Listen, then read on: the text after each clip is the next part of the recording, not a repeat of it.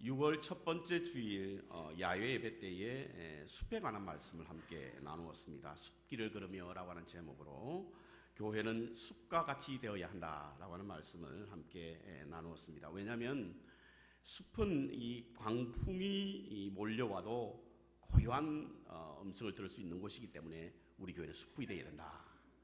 그래서 세상에 여러 가지 일들로 인하여 참으로 우리 마음을 뒤흔들어 놓는 그런 광풍 속에서도 하나님의 음성이 들려질 수 있도록 우리 교회는 숲이 되어야 한다라고 하는 말씀을 나눴고요.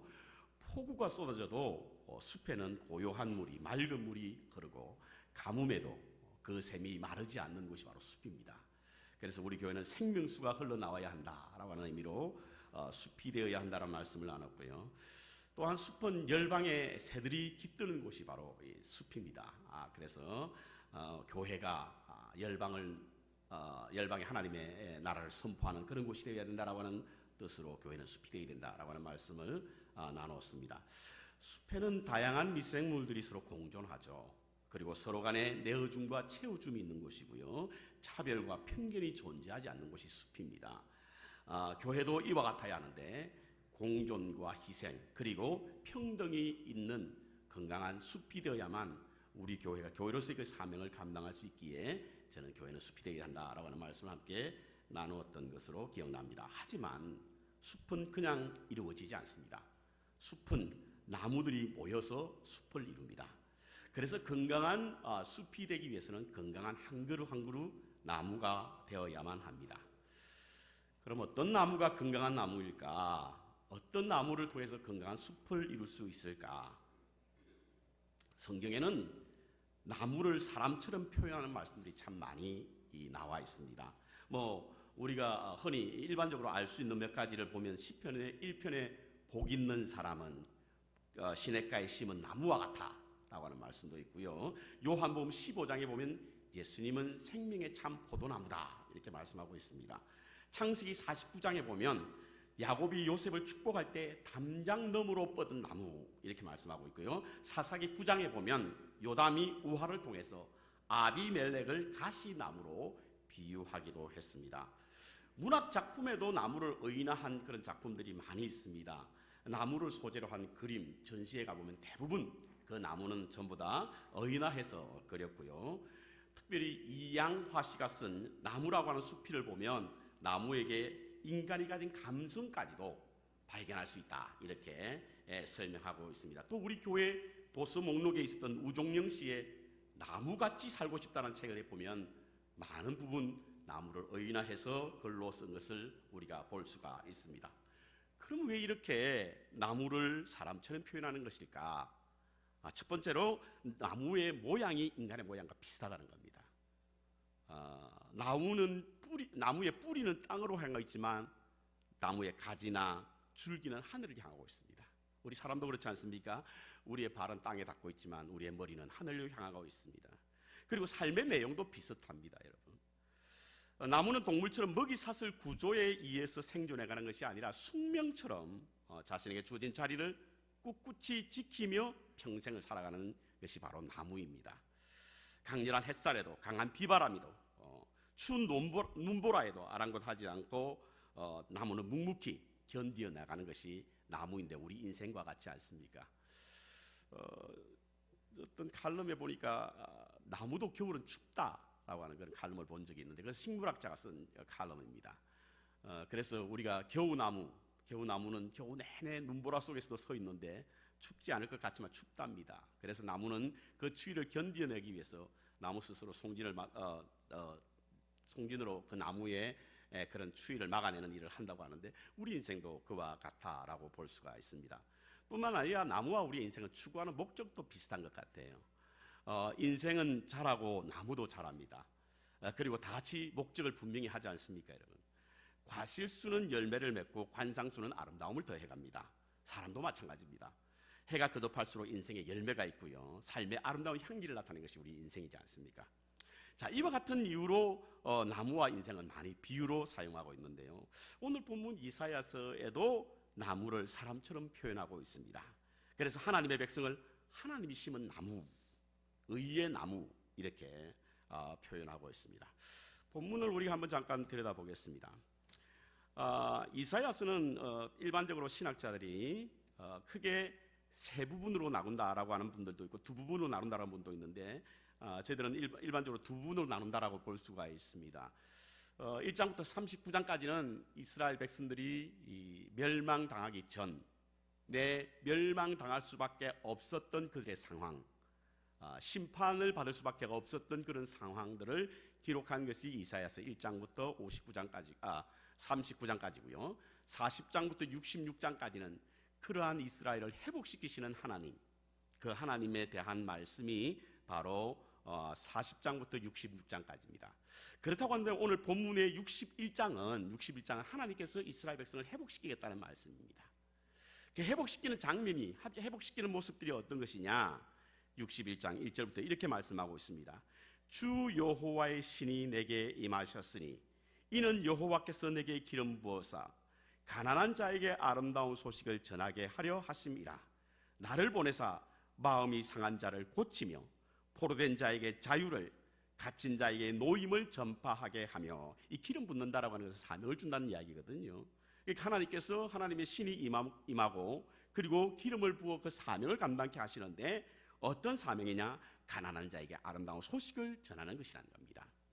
그리고 포로된 자에게 자유를 주고 마음이 상한 자를 고치는, 그래서 갇힌 자에게 노임을 전파하는 이러한 아름다움을 전하기 위하여 하나님께서는 하나님의 기름 부으신 자를 보낸다, 이렇게 말씀하고 있습니다.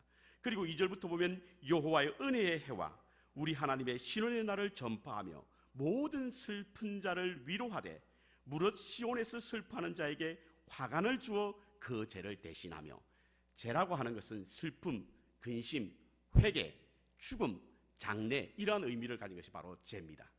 하지만 화관은 결혼, 축제, 기쁨, 즐거움, 잔치, 이런 의미를 가진 것이 바로 화관입니다. 이 말씀을 그렇게 해석해 보면 시온에서 슬퍼하는 자에게 화관을 주어 죄를 대신한다, 죽음을 대신하여 생명을 준다, 그리고 사망을 대신하여 잔치를 베풀게 한다라고 하는 그런 의미인데요. 대신하며 희락의 기름으로 그 슬픔을 대신하며 찬송의 옷으로 그 근심을 대신하시고, 하나님께서 대신케 하시는, 그래서 그 백성을 구원케 하심으로 말미암아 하나님의 은혜의 해가 모든 이스라엘 백성들, 슬픔을 당한 이스라엘 백성들에게 회복의 시간을 갖게 한다, 이러한 말씀을 기록하고 있습니다.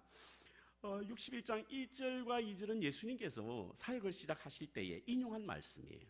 누가복음 4장에 보면 예수님께서 이 말씀을 그대로 인용하여 이 땅 위에 주님이 오심으로 말미암아 이사야서가 이루어졌다, 이사야의 약속이 이루어졌다라고 하는 사실을 알게 하는 그러한 내용입니다. 자, 그렇다고 한다면 왜 하나님께서 죄 대신 화관을 쓰게 하셨을까? 왜 슬픔 대신 기쁨을 갖게 하셨을까? 왜 우리 가운데 고통 속에서 우리에게 축제를 벌이게 되는 은혜를 허락하게 하셨을까? 그것은 오늘 마지막 절에 나와 있는 이 말씀 때문입니다. 대신하시고 그들로 의의 나무 곧 여호와의 심으신 바 그 영광을 나타낼 자라 일컬음을 얻게 하려 하십니다, 이겁니다. 이 예언은 2000년 전에 예수 그리스도께서 이 땅에 오심으로 성취되었습니다. 그래서 주 그리스도로 말미암아 이 땅 위의 모든 사람들이 하나님의 은혜를 경험하게 된 것입니다. 갇힌 자가 자유함을 얻게 됐고요, 마음이 상한 자가 고침을 얻게 되었고요, 포로된 자가 자유를 얻게 되는 그런 하나님의 은혜가 2000년에 그리스도께서 이 땅에 오심으로 성취가 되었습니다. 그럼 이러한 일들을 행하게 하신 이유가 무엇일까?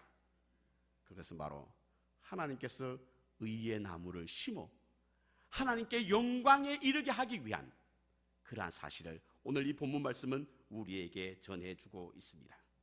그들로 의의 나무 곧 여호와의 심으신 바 그 영광을 나타낼 자라 일컬음을 얻게 하기 위해서 하나님께서는 죄 대신 화관을, 슬픔 대신 찬송, 고통 대신 하나님께서 주시는 기쁨의 노래를 부르게 하신 그 이유는 바로 하나님께서 이 땅 위에 하나님의 의의 나무를 심어 하나님께 영광을 돌리기 위함인 줄 믿습니다. 그렇다고 한다면 하나님이 심으신 의의 나무는 어떤 나무인가?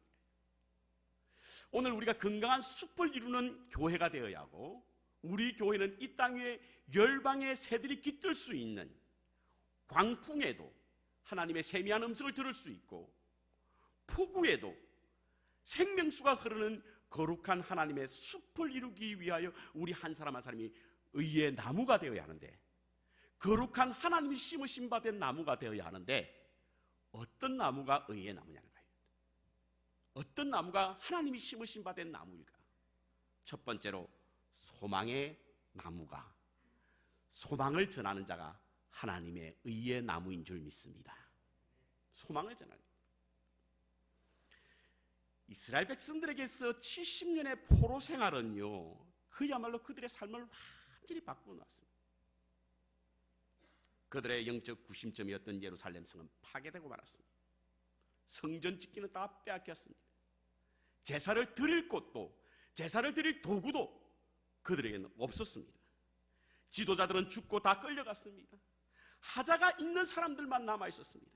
눈앞에 보이는 것은 무너진 성전의 잔해와 사치채를 뜯어먹는 덜짐승밖에 보이지 않았습니다. 깊은 절망의 늪으로 빠질 수밖에 없는 환경이었습니다. 이때 하나님께서는 의의 나무를 심어 하나님의 영광에 이르게 한다라고 하는 그 의의 나무가 무엇이냐? 그들에게 소망이 되게 하는 나무를 심게 되었다라고 하는 사실인 것입니다. 소망은요, 극한의 환경 속에서도 삶의 의지를 포기하지 않게 만드는 것이 바로 소망입니다. 우리 인생 속에서 극한 환경이 우리에게 다가온다 할지라도 우리의 삶에 대한 의지를 포기하지 않는 것은 무엇이냐? 다른 것도 아닌 소망입니다. 소망이 있으면 포기하지 않습니다. 소망이 없기 때문에 간혹은 우리에게 들려지는 그런 것은 참으로 극단적인 선택을 하는 사람들을 봅니다. 그래서 소망은 긍정적인 기대감이다, 이렇게 정의하는 분들이 있습니다. 오늘 이 시대는 어떻습니까, 여러분? 오늘 이 시대도 그다지 소망이 있어 보이지 않지 않습니까, 여러분? 여러 가지 지표가 우리에게 소망보다는 절망으로 이끌게 합니다. 이곳에 하나님께서 의의 나무를 심으실 텐데, 그 나무는 어떤 나무일까? 소망의 나무인 줄 믿습니다. 소망을 주라는 거예요. 하나님의 의의 나무가 되어서 이 땅에 참된 소망을 저들에게 선포하라는 이야기. 십자가는 원래 저주의 나무였습니다, 여러분. 절망의 나무였습니다. 하지만 예수님은 그 나무를 희망의 나무로 바꾸었습니다. 주님이 그것에 돌아가심으로 말미암아, 달려 돌아가심으로 말미암아 그 나무는 희망의 나무가 되었지 않습니까? 절망 속에 살아가는 이 세상을 향하여 우리도 주님의 제자로서, 주님이 핏값으로 세우신 이 교회는 저들에게 소망을 줄 수 있는 공동체가 되어야 될 줄 믿습니다. 그러기 위해서는 한 사람 한 사람이 하나님의 의의 나무, 하나님이 심겨진 그런 소망의 나무가 되어야 할 것이라 여겨집니다. 그림 하나 보겠습니다. 같이. 사진 한번 보시죠. 이 그림은 K미술관에 있는 이 프레드릭 왈츠라고 하는 사람이 그린 그런 그 그림의 제목이 바로 소망입니다. 소망. 그림의 제목이 소망으로 보이지 않죠. 어떻게 갖다 그림에 소망이라고 붙였을까?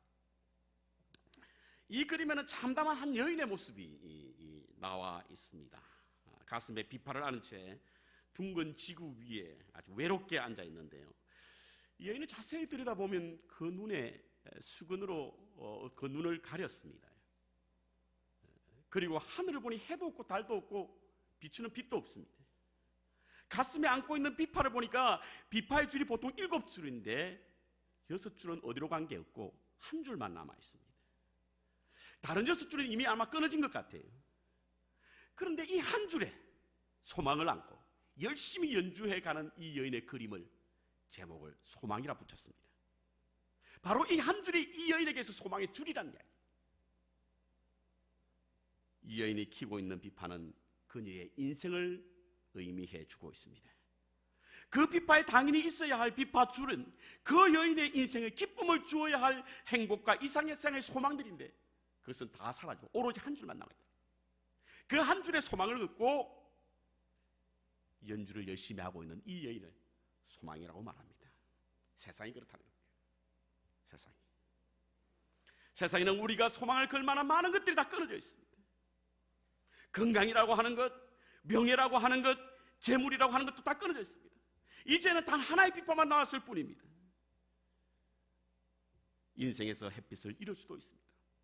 달빛을 잃을 수도 있습니다. 인생의 음조에 맞춰서 주는 비파의 줄들이 끊어지는 그런 경험을 할 때도 있습니다.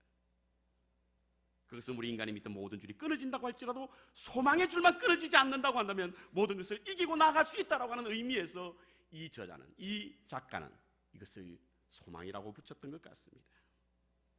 그런데요, 영원히 끊어지지 않는 소망의 줄이 어떤 것이 있습니까?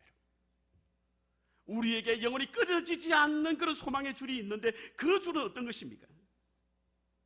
바로 그리스도 안에 있는 하나님의 사랑의 줄인 줄 믿습니다. 그리스도 안에 있는 하나님의 사랑의 줄, 그 줄은 결코 끊어지지 않습니다. 내가 확신하노니 사망이나 생명이나 천사들이나 권세자들이나 현재일이나 장래일이나 능력이나 높음이나 기쁨이나 다른 어떤 피조물이라도 우리 주 예수 그리스도 안에 있는 하나님의 사랑의 줄을 결코 끊을 수 없으리라. 하나님의 약속, 그 약속은 바로 끊어지지 않는 줄이 우리에게 있다는 것이고, 그것은 하나님의 사랑이라는 겁니다. 하나님의 사랑이 우리 안에 있는 우리에게는 언제나 소망이 있고 길이 있는 법입니다. 하나님이 우리와 함께함으로 우리는 절망 속에서 노래할 수 있고요, 하나님이 계심으로 우리는 십자가의 고통 속에서 부활의 소망을 노래할 수 있는 줄 믿습니다. 그래서 존 뉴턴은요, 그리스도인의 사전에는 절망이라는 단어가 없다. 그리스도 안에 있는 우리에게 하나님을 향한 하나님의 사랑이 결코 끊어질 수 없기 때문에 그리스도의 사전에는 절망이 없다, 이렇게 말하고 있습니다. 그렇습니다. 그리스도 안에 있는 한 우리의 산 소망은 사라지지 않는 줄 믿습니다. 이러한 소망의 삶을 살아가는 우리가 이 땅에 참된 소망이 되라고 하나님께서 우리에게 의의 나무를 심으신 줄 믿습니다. 저는 저와 여러분 그리고 우리 교회가 이 시대 참 소망이 되기를 주님의 이름으로 축원합니다. 기도합니다. 그래서 절망 속에 살아가는 자들이 바로 우리 교회를 통하여 하나님의 참된 소망을 회복하고 주의 길에 하나님의 참된 소망의 빛이 함께하는 은혜를 경험하게 되는 축복이 임하기를 바랍니다. 이러한 희망의 나무로 이 땅에 심겨지는 것이 하나님이 원하시는 거예요. 그래서 만백성 교회야, 하나님이 씌우신 의의 나무는 희망이 되라 라고 이렇게 전해 주시는 줄 믿습니다. 저는 우리 교회가 이 땅에 희망을 줄 수 있는 의의 나무가 되기를 축복합니다. 여러분, 두 번째, 위로의 나무. 위로의 나무. 멸망당한 이스라엘에게서 가장 큰 충격은 이방인의 손에 하나님의 성전과 백성들이 유린을 당했다는 사실입니다. 이방인에게서 어떻게 이럴 수 있죠? 도대체 하나님은 살아계신 한 것일까? 계시다면 어디 계신 것일까? 자신들의 하나님이 이긴 한 것일까? 일반적으로 고난을 당하면 생기는 보편적 질문이, 이러한 질문들이 그들에게 끊임없이 제기된 거예요. 그들의 눈앞에 펼쳐진 믿을 수 없는 일로 인해서 그들은 크게 낙심이 되었을 때 하나님께서는 의의 나무를 심으시고 그들을 향하여 위로하라, 내 백성을 위로하라, 이렇게 말씀하고 있습니다. 핸델 메시아에 나오는 위로하라, 내 백성을 위로하라, 이것은 오늘날 하나님의 영이 임한 모든 사람들에게 하시는 하나님의 명령이시고 오늘 우리로 의의 나무를 심으신 목적인 줄 믿습니다. 그렇다고 한다면 우리가 하나님이 심으신 의의 나무가 되기 위하여 위로하는 나무가 되어야 될 줄 믿습니다. 인생의 고달픔 속에서 하루하루를 숨쉬기조차 힘든 그런 사람들에게 용기를 주고 그들을 회복시키기 위하여 너희가 위로의 나무가 되라, 이렇게 말씀하고 있다는 사실입니다. 위로라고 하는 것이 그리 거창한 것이 아닙니다. 여러분, 우리는 아주 작은 일에도 위로를 받는 경우가 있습니다. 어느 곳에선가 본 글인데요, 어깨는 기대라고 준 것이고 팔은 안으라고 준 것이고 손은 잡으라고 준 것이다. 어깨는 뭐라고요? 기대라고 준 것이고, 팔은 안으라고 주신 것이고, 손은 잡으라고 주신 것이고. 여러분, 하나님이 주신 머리, 어깨, 무릎, 발무릎 있지 않습니까?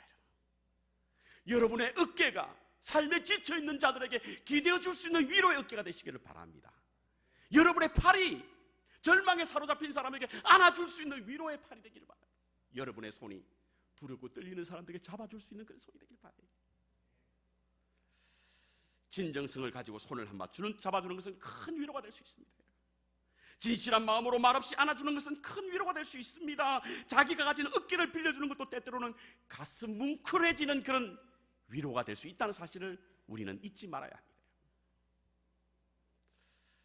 어느 책인가 읽었는데 기억이 나지 않습니다. 아마 새벽기도 때는 제가 한번 이 말씀을 함께 나눴던 것으로 기억나는데요. 어느 성직자가 장애인 공동체에 설교를 부탁받고 갔습니다.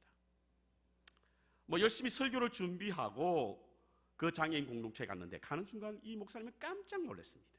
왜냐하면 그 목사님이 생각했던 것보다 장애가 훨씬 더 중증이었기 때문에 그랬습니다.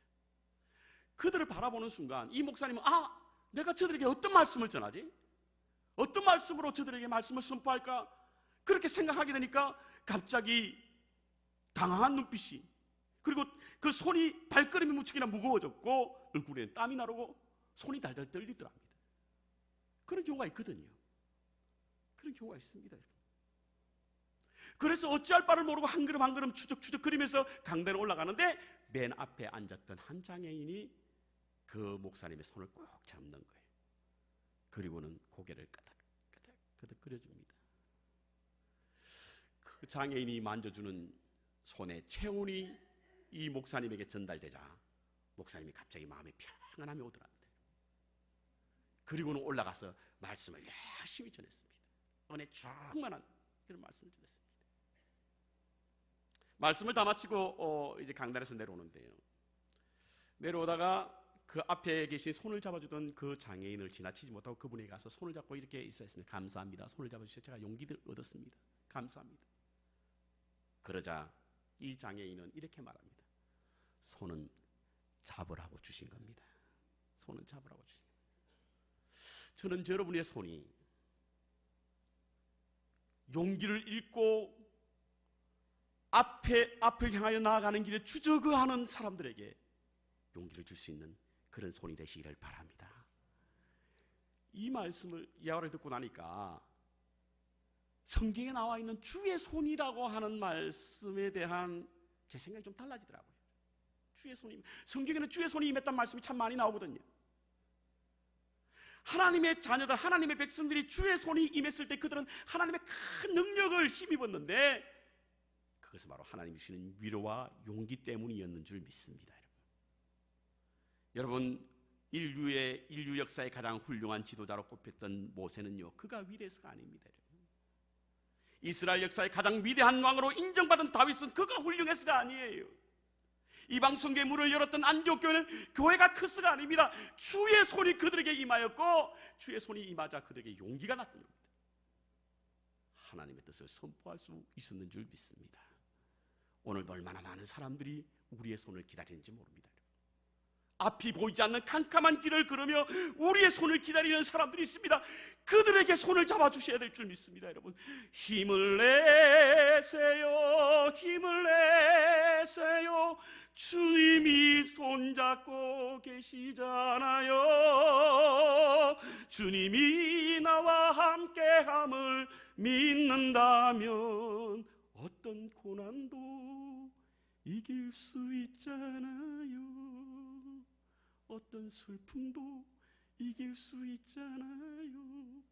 어떤 아픔도 이길 수 있잖아요. 그렇습니다, 여러분. 주님의 손이 우리 가운데 임하게 되면 우리가 위로를 얻고 용기를 얻어서 주의 능력을 행할 수 있다는 사실을 기억한다고 한다면 하나님이 우리에게 주신 손을 잡으라고 주신 손인 줄 믿습니다. 2차 세계대전 중에 독일의 어느 작은 마을 마르코스 키레크라고 하는 곳이 있었습니다. 이곳은 2차 세계대전에 폭격을 맞아서 그 마을이 초토화된 그런 마을이었는데요. 영국의 어느 미션 단체가 독일의 전쟁의 폐해로 어려움을 겪는 사람들에게 도움을 주기 위하여 복구하기 위해서 방문했던 적이 있는데 그곳이 바로 어떤 곳이냐면 마르코스 키레크라고 하는 곳입니다. 이곳에 방문해 보니까 하나 작은 교회가 있었는데 그 앞에 예수님의 동상이 넘어져 있는 거예요. 예수님의 동상이. 그 밑에 Come unto me, 나에게 오라. 그래서 써있는 그 동상이. 그래서 미션 단체는 그 동상을 바로 세워서 그 교회 앞에 딱 이렇게 세웠는데 보니까 양팔이 없어요. 아마 폭격에 맞아서 양팔이 다 달아난 것 같습니다. 이것을 어떻게 할까 한참 고민했습니다. 어떻게 할까 고민했습니다. 다시 이것을 복구해야 될 텐데 손을 어떻게 만들어갈까 고민하던 그들은 그냥 그 동상이 팔이 없는 채로 세워두기로 결정했습니다. 그리고는 그 동상 밑에 이렇게 글을 썼습니다. Christ has no hand but ours. 예수님은 손이 없습니다. 그러나 우리는 있습니다. 우리가 주님의 손을 대신하겠습니다.